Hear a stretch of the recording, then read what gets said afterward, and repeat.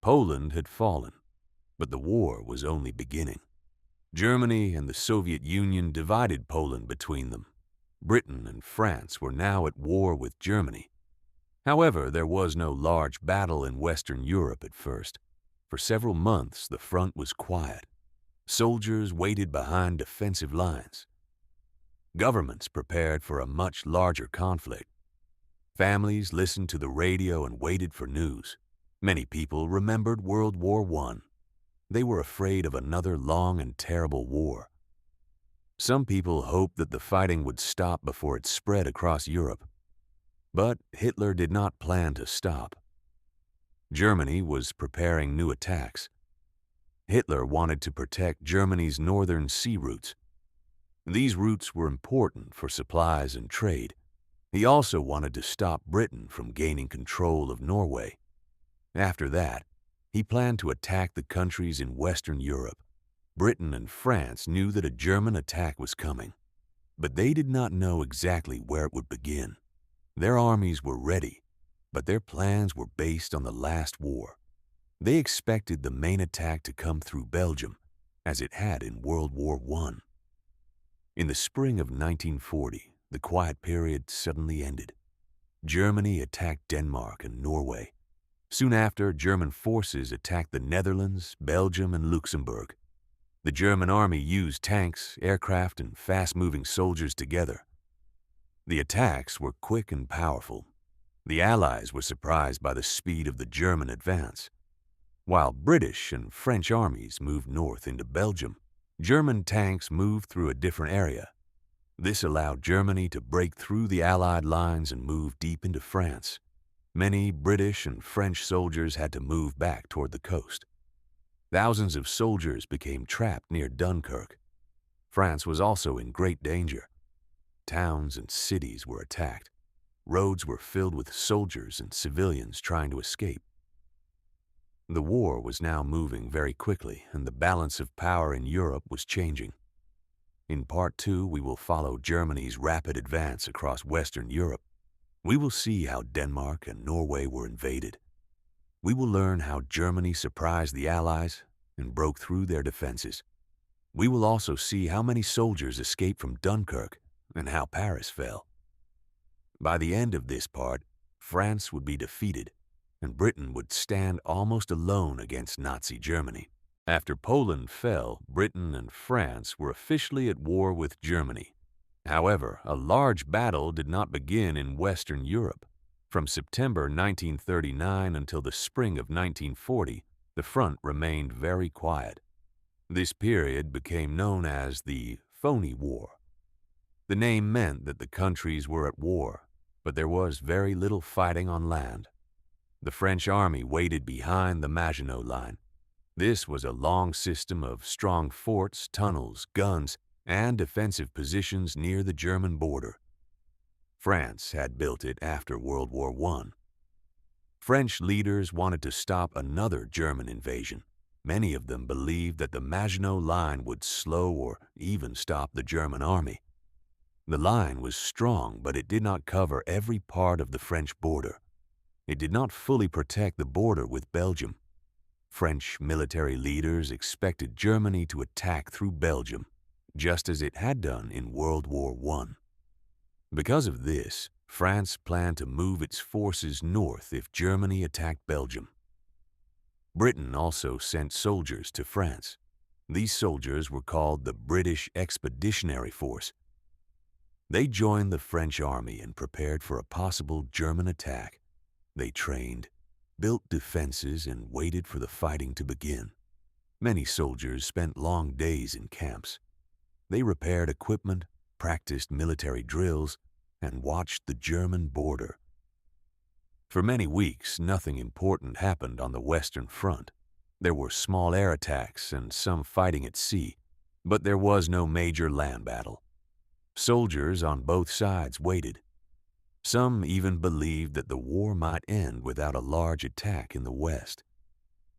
People in Britain and France were confused. Their countries had declared war, but daily life continued in many places. Shops remained open. Trains continued to run. Children still went to school, although many were sent away from large cities for safety. Families listened to the radio for news. Newspapers warned that a major German attack could begin at any time. Governments prepared shelters and gave people gas masks. At night, cities turned off many lights. This was done to make it harder for enemy aircraft to find their targets. Many people were afraid. They remembered the terrible battles of World War I.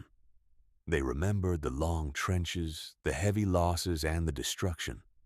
They did not want Europe to experience another war like that. The quiet period was not truly peaceful. Britain and France were building their defenses and preparing their armies. Germany was also making new military plans. Hitler had already defeated Poland, but he wanted more victories. He wanted to attack in the west, but first he looked toward northern Europe. Norway was important because German ships used the sea near its coast. Germany also received iron from Sweden, and much of this iron traveled through the Norwegian port of Narvik during winter. Hitler feared that Britain might take control of Norway and stop these supplies. Britain was also interested in Norway. British leaders wanted to reduce Germany's access to important materials. Both sides understood that Norway could become an important part of the war. During the winter of 1939 and 1940, Germany secretly prepared a new operation. German soldiers, aircraft, and ships were moved into position. Denmark and Norway did not expect a large attack. Both countries hoped to remain neutral and stay outside the war.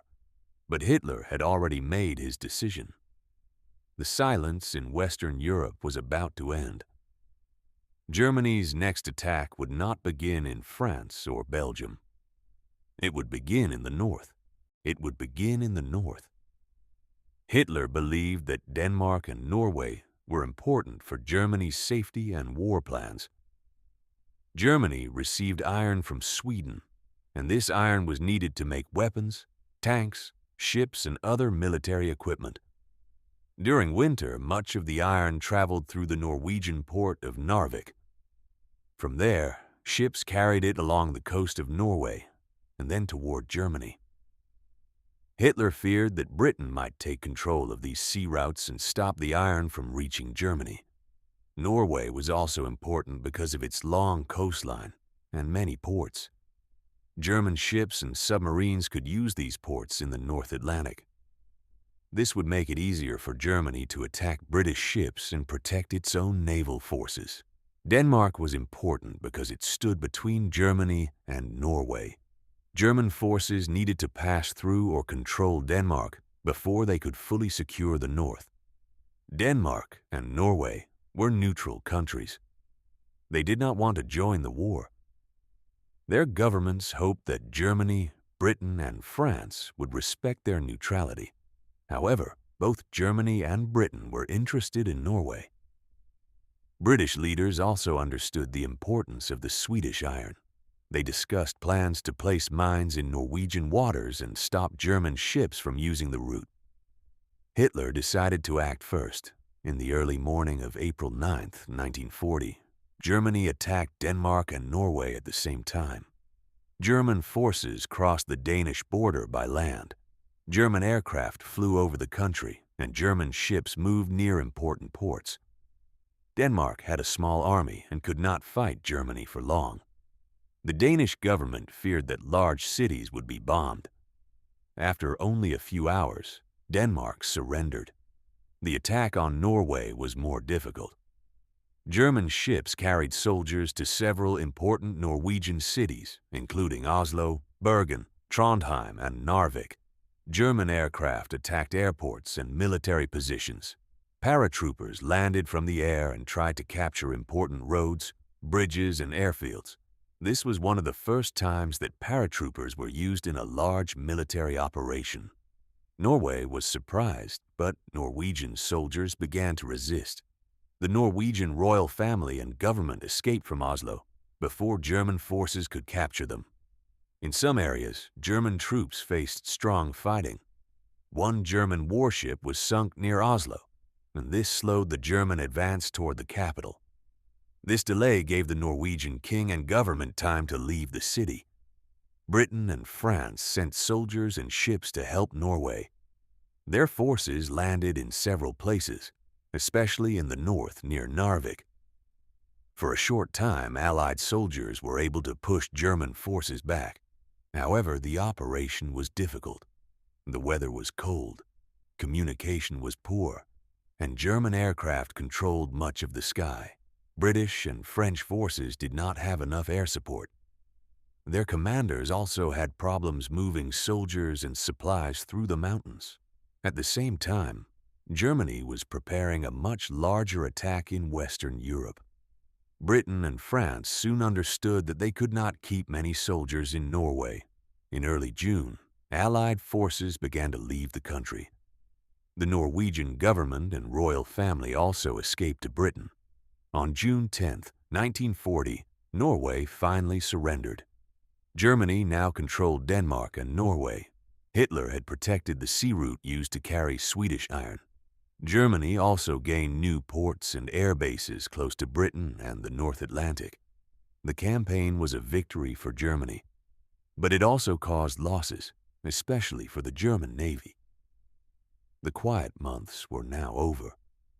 Germany had moved north and won another quick victory, but the main attack was still to come.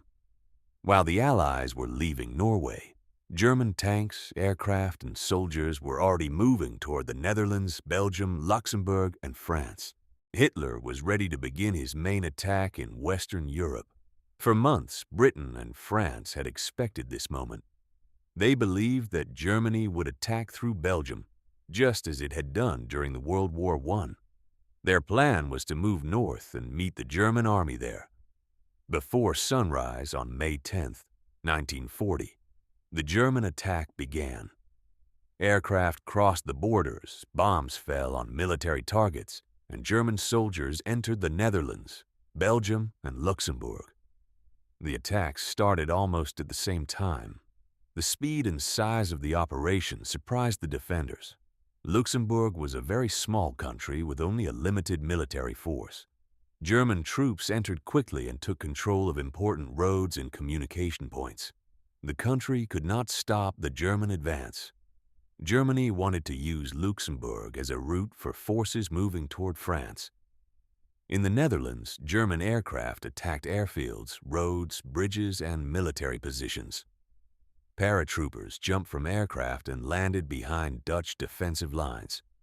Their job was to capture bridges and airports before the Dutch army could destroy them. Some German soldiers also arrived in gliders. They tried to take important places quickly and create confusion.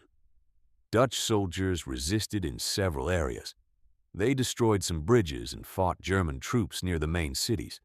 However, Germany had more aircraft, more modern weapons, and a larger army. The Dutch government understood that the country was in serious danger. On May 14th, German aircraft bombed the city of Rotterdam. Large parts of the city center were destroyed, and many people were killed or injured. Fires spread through the streets. Germany warned that other Dutch cities could also be attacked. The Dutch military leadership feared that more civilians would die. The next day, most Dutch forces surrendered. The Dutch royal family and government escaped to Britain and continued their work from there. Belgium also faced a powerful attack. One important target was Fort Eben Emael. It was a modern Belgian fort near important bridges. Belgian leaders believed that it would help stop a German advance. But early on May 10th, German soldiers arrived in gliders and landed directly on top of the fort. They used explosives to damage its guns and defensive positions. The attack was fast and unexpected. The fort surrendered the next day. At the same time, German forces crossed rivers and moved through Belgium. The Belgian army fought back, but it needed help. As soon as the attack began, British and French armies moved north into Belgium. They believed they were going to meet the main German force. Long lines of Allied soldiers, tanks, trucks, and guns traveled toward Belgian defensive positions. Many Belgian civilians moved in the opposite direction. They left their homes and traveled south or west. Roads became crowded with families, cars, bicycles, carts, soldiers, and military vehicles. German aircraft sometimes attacked roads and railway lines. Travel became slow and dangerous. The Allied armies reached central Belgium and prepared to stop the German advance. At first, everything seemed to follow their plan. German forces were attacking through the Netherlands and Belgium, and the Allies were moving north to face them. But the German attacks in the north were only part of a much larger plan. The strongest German tank units were not following the main roads through central Belgium. They were moving farther south through the Ardennes. This was a region of thick forests, narrow roads, hills, and rivers. French military leaders believed that a large tank army could not move through this difficult area quickly. Because of this, the defenses there were weaker.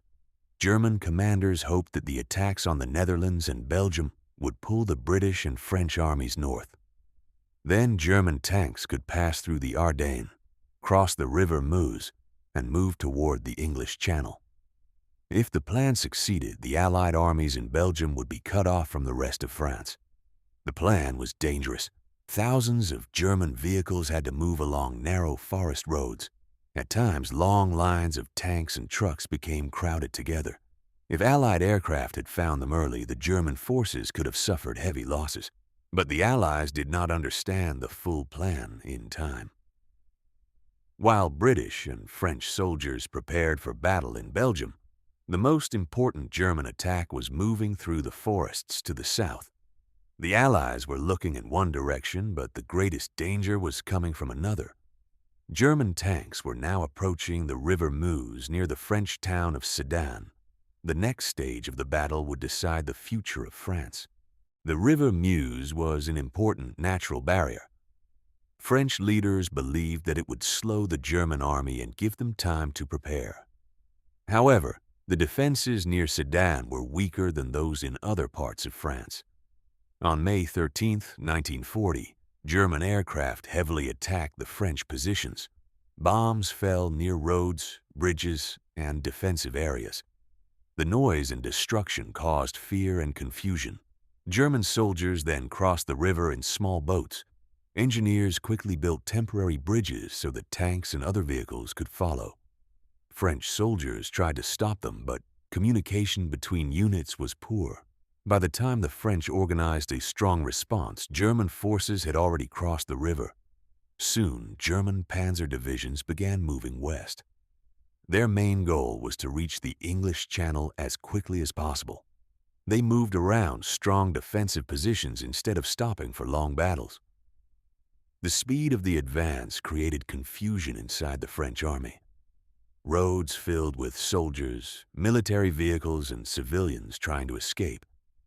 The Allied armies had moved north into Belgium to stop the German attack there. Now German tanks were moving behind them and cutting them off from the main French forces in the south. On May 20th, German units reached the English Channel near Abbeville. The German plan had worked. Large numbers of British, French, and Belgian soldiers were trapped in northern France and Belgium. The sea was on one side, and German forces were closing in from the others. The Allied soldiers began moving toward Dunkirk, a coastal town in northern France. Britain decided to begin a major rescue operation called Operation Dynamo. It started on May 26th. British naval ships crossed the English Channel to bring the soldiers home.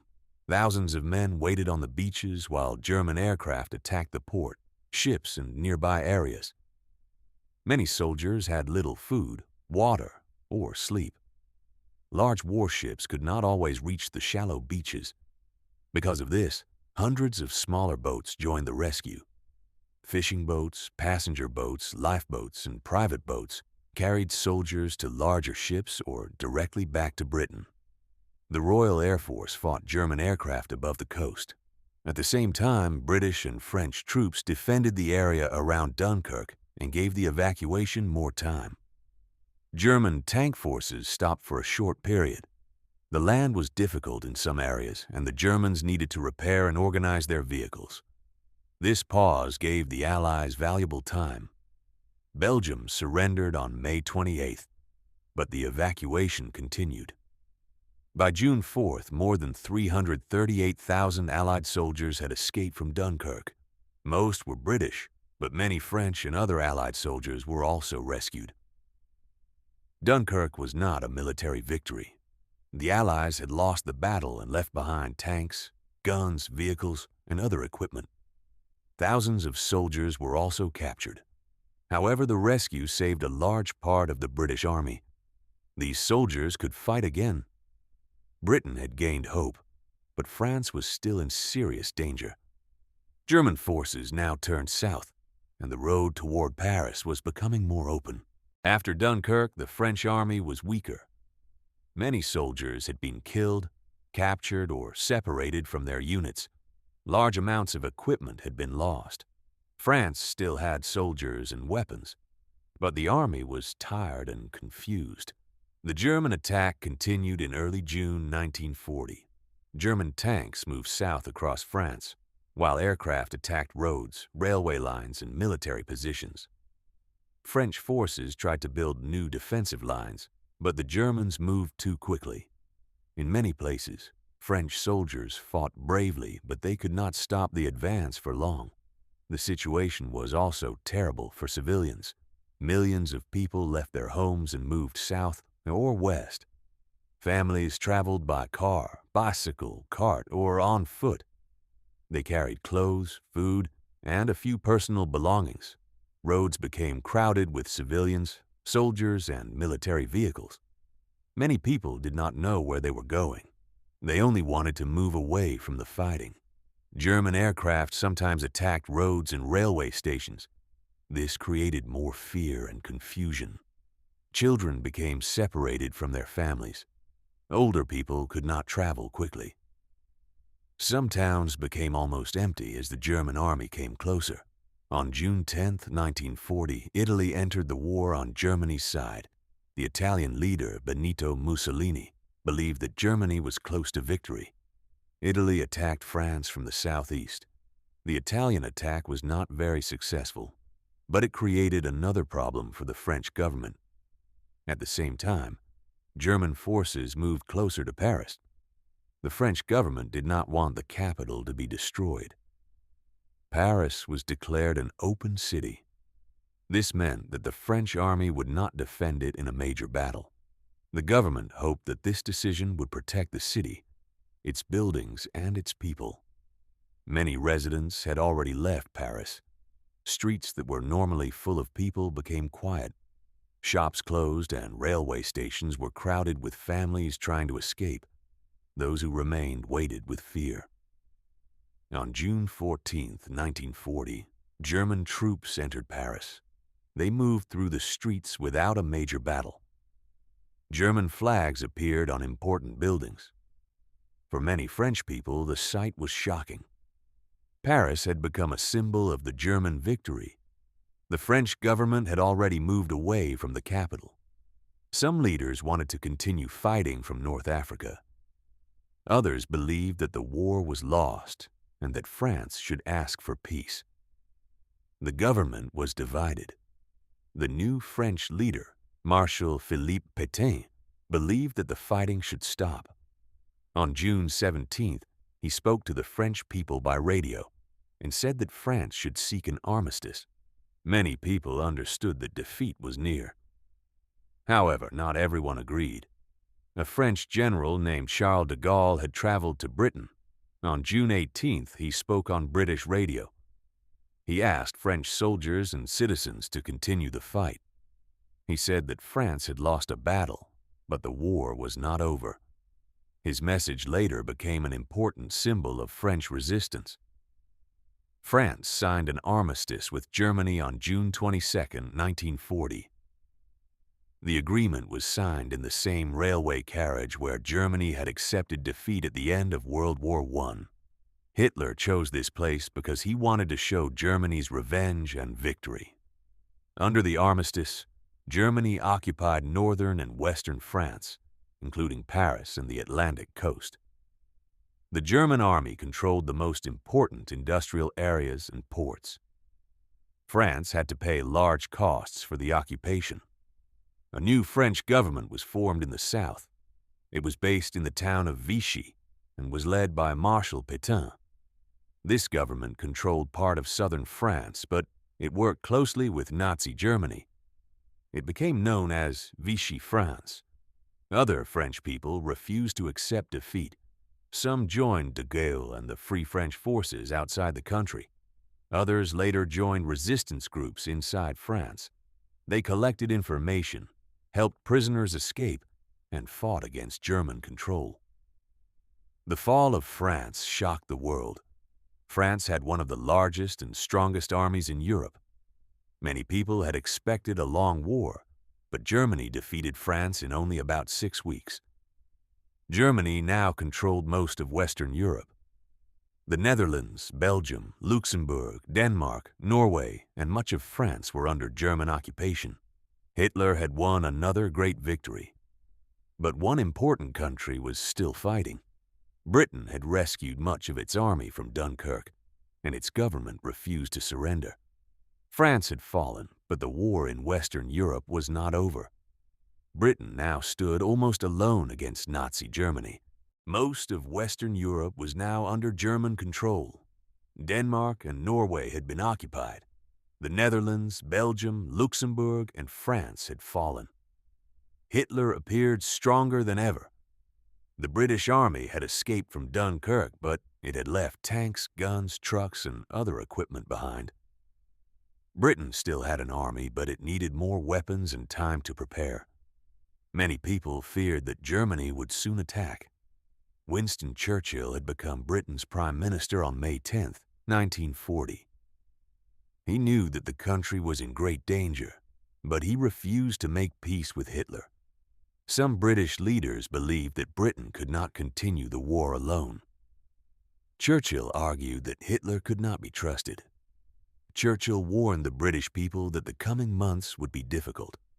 Britain might face air attacks, invasion, and heavy losses. However, he promised that the country would continue to fight. His speeches gave hope and courage to many people. Hitler expected Britain to accept Germany's victory in Europe. He hoped that the British government would agree to peace after the fall of France. But Britain refused to surrender and began preparing for a possible invasion. Soldiers returned from Dunkirk and formed new defensive units. Weapons were repaired or produced. Barriers were placed on beaches and roads. Families prepared shelters for air attacks. Britain also had an important advantage. The English Channel separated it from Europe. German soldiers could not simply move into Britain by land. They would need ships to cross the sea, and these ships could be attacked by the British Navy and Air Force. Hitler therefore prepared a plan called Operation Sea Lion. German forces would cross the English Channel and land in southern England. But before the invasion could begin, Germany needed to control the sea and the sky. The German Air Force, called the Luftwaffe, had experienced pilots and modern aircraft. Hitler believed it could destroy Britain's Air Force and attack its ports, factories, and defenses. Britain's Air Force was called the Royal Air Force, or the RAF. It was smaller than the Luftwaffe, but it had trained pilots, modern fighter aircraft, and radar. Radar stations could detect German aircraft before they reached Britain. This gave British pilots time to prepare. During the summer of 1940, both sides prepared for the next major battle. German aircraft began attacking ships in the English Channel. British pilots flew into the sky to stop them. The war was moving from the roads and fields of France toward the skies above Britain. This brings us to the end of Part 2. We saw how Germany attacked Denmark and Norway, invaded the Netherlands, Belgium, and Luxembourg, and broke through the Ardennes. German tanks reached the English Channel and trapped Allied soldiers in northern France. More than 338,000 Allied soldiers escaped from Dunkirk. But they left much of their equipment behind. German forces then moved south. Paris fell on June 14, 1940, and France signed an armistice 8 days later. Much of Western Europe was now controlled by Hitler. But Britain had not surrendered.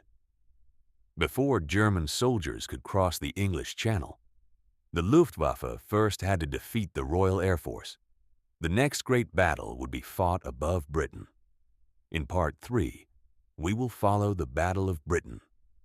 We will learn how radar helped the RAF, how British and German pilots fought in the sky, and how cities faced heavy air attacks. Thank you for listening to Part 2 of our World War II story.